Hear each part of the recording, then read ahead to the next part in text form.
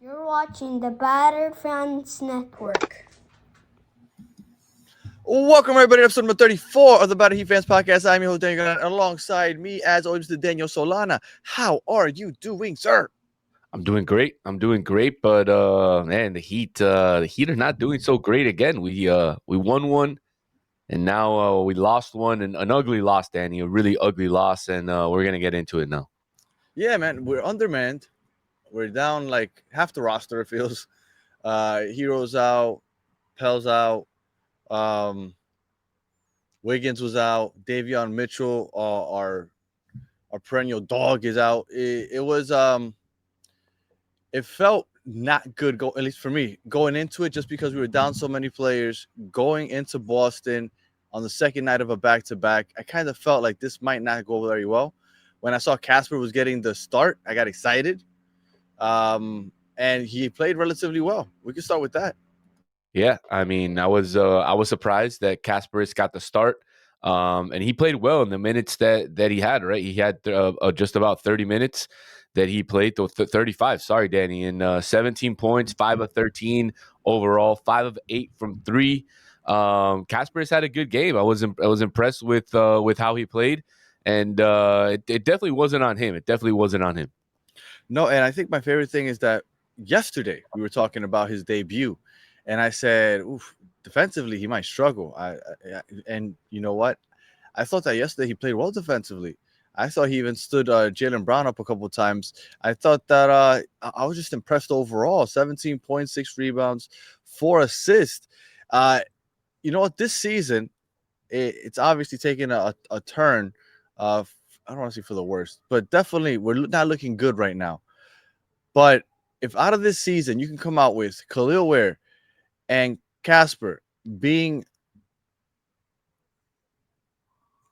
just good players, like something that you can build around, I think that this could end up being a successful season, no matter how it ends. Because right now, what you want is you want to see what those two guys can give you. Yeah, I understand that, but at the end of the day, Danny, you know that the Heat are a team that always wants to compete, that always wants to compete for championships. And right now, we're not at that level. We're just not at that level. We got up over 100 shots last night, and we shot under 40%. And that's not Miami Heat basketball. The fourth quarter was absolutely brutal, with the Celtics making 10 3-pointers, a franchise record for a number of threes in a quarter, and that was really the downfall for the Heat. Right, they played really good the first 3 quarters. That fourth quarter, the Celtics just caught fire and were able to run away with it. And I feel like it was unfortunate because, like you said, despite that they were undermanned, they shot almost 40% from three, which is something that we haven't seen, right? Norman Powell went 1 for 11 from three. It was Casper, the 5 for 8, and Fontecchio finally finding his touch for at least a night, going 4 for 9 from three. That kind of put us at that 40% because Norman Powell, 1 for 11.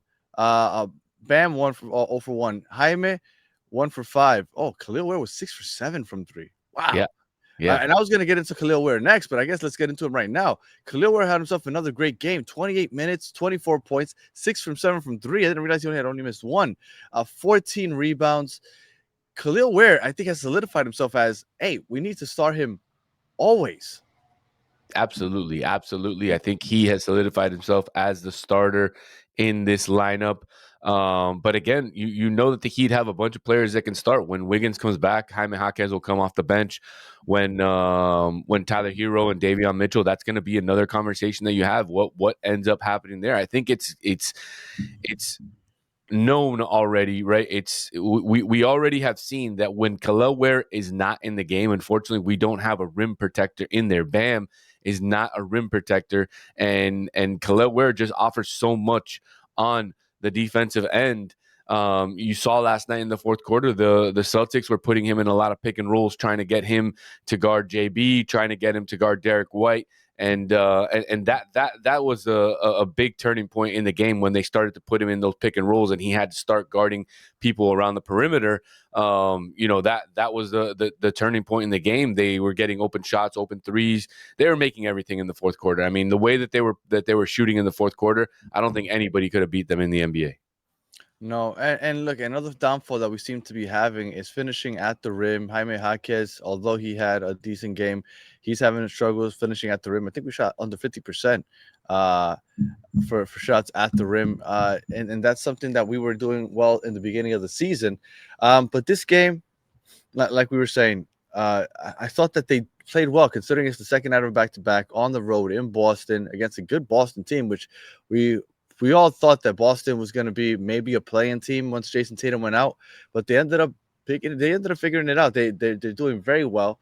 They're playing well. They shoot over the last 2 years. They shoot 3-pointers like maniacs. Like that's their game plan. Put up as many threes as possible. They did that yesterday, and in the fourth quarter, it worked. They were draining threes, and it's just one of those nights. I can't say I feel too bad, and I know 15 and 13 not where we want to be. We thought that we would be better a couple weeks ago, but seeing how Casper looked yesterday and Khalil Ware, what he's doing now that when he gets consistent minutes, it has me a little hopeful that things can start maybe looking up a little bit. We got to figure things out, but when you have young players that are performing well, it gives you a little hope, no matter what the results are.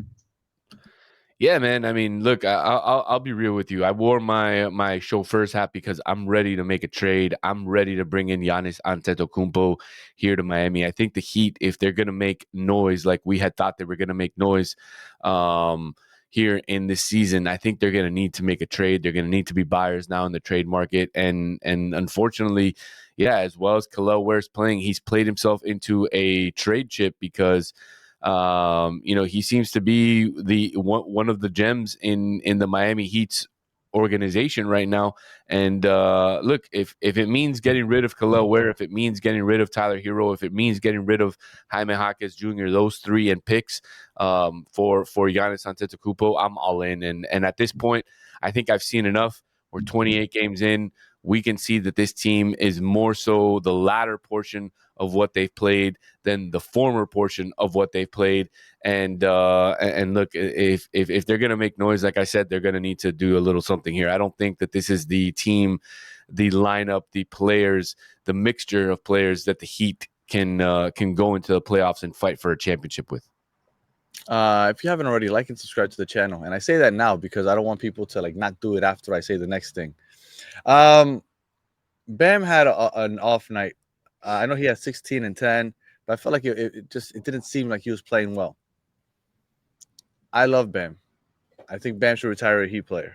But I have a feeling, because I've already seen some people talking on the Twitterverse, saying a couple things, even commenting on some of our videos about how they're frustrated with Bam. Is there a world where you would, because remember, usually what people want with Miami is Bam, but he's off the table. He's like the untouchable.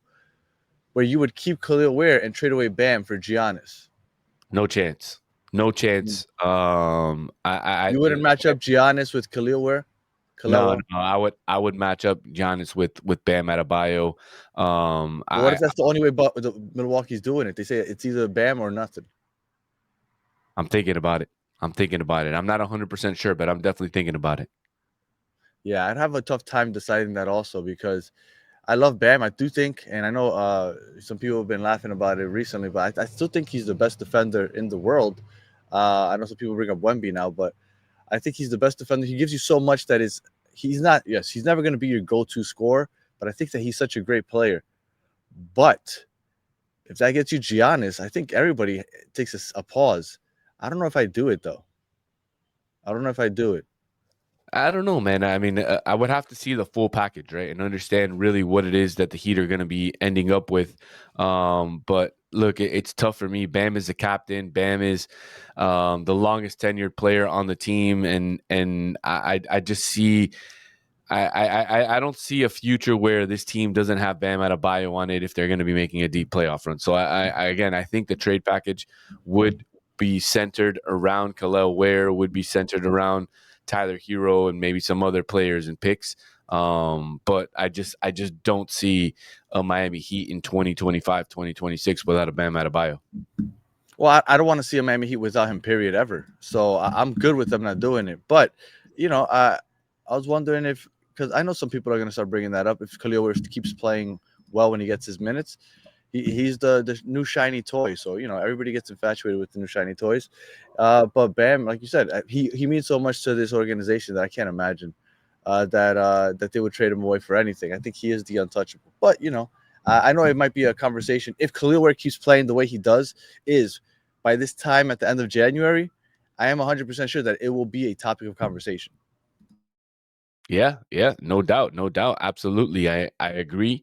But we're just gonna have to wait and see, Danny. We're just gonna have to wait and see what happens over the next couple of weeks. We have some big games coming up. The Knicks tomorrow night, or tomorrow afternoon, and we still have the Denver Nuggets at home, and it's going to be an interesting couple of weeks here, and an interesting 6 weeks heading up into the trade deadline to see if the Heat actually do something, if they're buyers in this market, if they go out and get a Giannis Antetokounmpo or possibly even this guy from the point guard from Memphis. That's a possibility John as well. Morant? Still, yeah. No, So man, it's that guy's very not gonna help possible this that team. the Heat do something this season. I'm telling you, I don't want John Morant, man. How's he even been playing this year?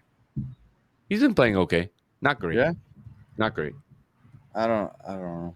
I'm not a fan. Let's see. Just can't He believe some didn't guy play. named Hugo Gonzalez hit a three on us and had 10 points against us. Hugo Gonzalez, unbelievable. Well, like you were bringing up the schedule with the Knicks tomorrow, then you got the Raptors again after they beat us a couple of days ago. Then you got the Hawks, which are playing well. Then you got the Pacers, which hopefully that should be a win. And then you end the year with Denver, and then you go and you play against Detroit. I mean, I don't know, man. I'm really worried that things can get. At one point, a couple weeks ago, I thought, you know what, we can beat anybody, and even if we don't beat them, we'll be in the game. But now, the way we've been playing recently, they've drained all the positivity out of me. I don't know. I'm hoping that we can end the year, the 2025 year, after that Denver Nuggets game, and still be over 500. But I'm starting to think that maybe that's not going to happen. I'm starting to think that maybe we won't be over 500 by the time December 31st comes around. I don't know, Danny. Let's not get let's not get pessimistic here. Let's not get pessimistic. Let's think that the Heat are gonna turn this around. They're gonna beat those pesky Knicks tomorrow, and they're gonna end up finishing the end of the year on a high note, on a positive note. Let's not bring any bad vibes to the organization, and let's hope that we can turn this thing around. All good vibes are being drained from me, man. Thank God it's the holiday season, because if it wasn't, I don't know what I'd be doing right now. All right. Well, another loss. Luckily, they beat up on Brooklyn the other day. Any final words there, Solana? No, man. Like I said, I've got my chauffeur's hat on. I'm ready to drive anybody to the airport, ready to drive any player to any destination so that we can make a trade, inject some life into this roster, and turn the season around. Andy, I know I said that they were the best team in the East a few weeks ago. I got to eat my words, unfortunately. But look, I have not given up on this Heat team. I still think that they can do something special in this calendar season, and we just got to continue to watch these games, continue to cheer them on, continue to hope that they can turn it around, and look, at the end of the day, I think they have the pieces in place to do something. Maybe not make a deep playoff run, but definitely upset some of these bigger teams. And we'll see what happens over these next couple of weeks. We'll see if they can finish 2025, like I said, on a high note, and take us into 2026 feeling good.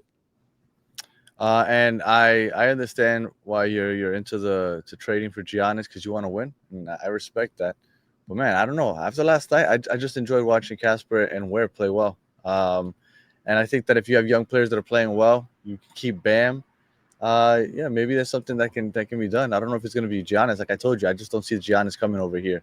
Maybe there's something else, another move that can be done that'll improve this team. But we'll see. We'll see. Only time will tell. We'll get the Knicks tomorrow night. We'll be back on Monday morning covering that game, and hopefully talking about a dub, because I would really like the vibes already being sucked out of me, and losing to the Knicks would just add to it. So hopefully they can figure this shit out for tomorrow night. If you're Absolutely. listening, if you listen, well, you know what? Yeah, them in Boston, right? I know. I hate nothing more than Boston. I'm sorry, Boston. Everything, Patriots, Celtics, Red Sox are top of the list for me. Like I hate every single thing. You know, I never even went to eat Boston Market. Like I never stepped foot in it. My wife always wanted to go. I said no, we're not going to Boston Market. It went bankrupt. Thank God I never have to have the debate with my wife anymore. I But I wouldn't have hate gone either. That everything place, Boston. that place is gross. I would go to Pollo Tropical over Boston Market any day. I don't even know what they sold or what they sold because it doesn't exist anymore. I don't even know what they sold there. I hate Boston. Everything Boston. Boston chicken. That's it. That's it. I didn't miss out then. No. All right. Well, I see that your son is up, and my kids. It's crazy. Today's the first day of winter break, and I usually have to punch my son in the face to try to get him up. Like, yo, you got to go to school. Bam. He punched Today, me. Don't worry. Yeah, today he's up, and I'm like, what are you doing? Like, you could finally sleep in. He's up and at him. And it's crazy. It's crazy.